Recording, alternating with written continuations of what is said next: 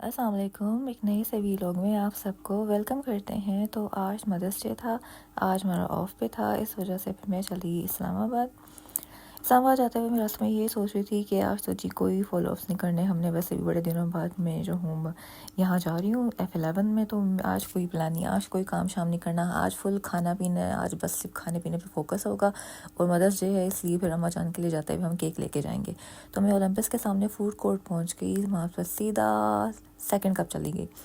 Second cup में वैसे यही इरादा किया था क्योंकि आज मैं जी ऑन एम्प्टी स्टमक आई हूँ, तो यहाँ पर तो मैंने कोई मीठा भी नहीं खाना, लेकिन मेरा जो स्वीट टूथ है ना मुझे ये सांस लेने नहीं देता। मैंने कसम खाई थी कि मैंने मीठा नहीं खाना, यहाँ से नहीं खाना, लेकिन फिर भी जाते साथ ही बैठते साथ ही मैंने जो ऑर्डर किया था फ्रूट चिलर था। फ्रूट चिलर में भी इनके पास डिफरेंट ऑप्शंस आ गए हैं। बहुत टाइम बाद उन्होंने अपना मेन्यू भी चेंज कर दिया, डिज़ाइन भी चेंज था, ओवरऑल कलर्स भी चेंज थे। तो मुझे समझ नहीं आ रहा था पहले कि हम कौन सा फ्रूट चिलर ऑर्डर करें, क्योंकि मैं आजकल प्लान कर रही हूँ कि मैं ज़रा डाइटिंग पे दोबारा चली जाऊँ। ज़रूरत तो नहीं है लेकिन फिर भी मैं इंशाल्लाह दोबारा डाइटिंग स्टार्ट करूँगी। Currently I am 58 kg and I want to be 56 kg again, because once I use to be 52 kg, फिर मैं 56 से 58 पे आ चुकी हूँ गलती से, पता नहीं कैसे, लेकिन बस मैं आ गई हूँ। तो आई शुड टेक ब्रेक, लेकिन मैंने नहीं ली ब्रेक। मैंने फिर भी ना करके वही किया, वही हरकत की जो मुझे नहीं करनी चाहिए थी।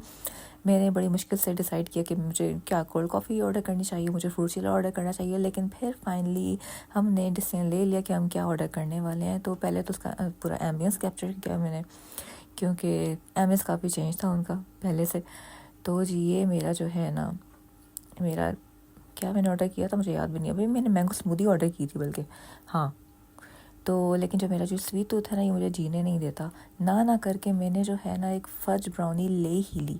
लेकिन ट्रस्ट मी वो इतने मज़े की थी, इतने मज़े की थी, मेरा बस नहीं चल रहा था मैं 2 और ऑर्डर कर लूँ। So it was for 500 rupees, इतनी महंगी भी नहीं थी, लेकिन इट वॉज टू गुड, जितनी तारीफ़ करूँ काम में।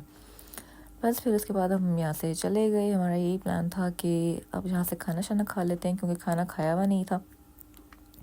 तो बस यही प्लान था कि पहले झाल चक्कियाँ जाते हैं या खान होटल चलते हैं, क्योंकि जब आप पठानों की बहू होती हैं तो डेफिनेटली आपको फिर ना पठान जो उनका खाना पीना होता है उनके साथ रह के आप अडॉप्ट कर लेते होते हैं उनके खाने पीने। तो हमने फिर जी मटन रोस्ट ऑर्डर किया था, साथ में सीख कबाब थे, और ये वाइट दाल माश थी, और मज़े के रोगी नान भी थे और सादे नान भी थे। रोगी नान जो है हमें ज़्यादा बाद में मिले थे, इस वजह से वो कैप्चर नहीं किए। तो ये हमारा बिल था, इट वाज 1520।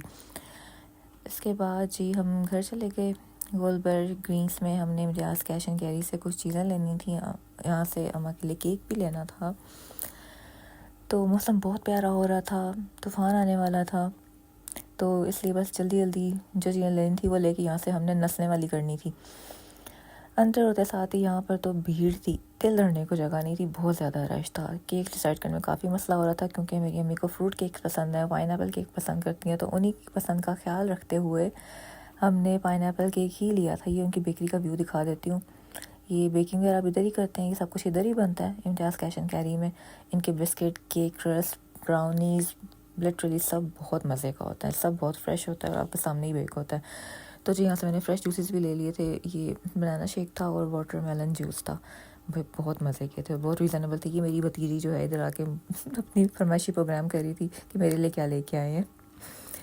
तो बस रात को फिर बहुत तेज़ बारिश हुई है, बहुत प्यारा मौसम था, बहुत प्लेजेंट वेदर था। चैन तो मुझे आता नहीं है, तो इसके बाद फिर हमने ये सोचा कि इसी बारिश में जी वॉक पर निकलते हैं। तो हम निकल गए वॉक पे, लॉन्ग ड्राइव की, वॉक की, बारिश एंजॉय की।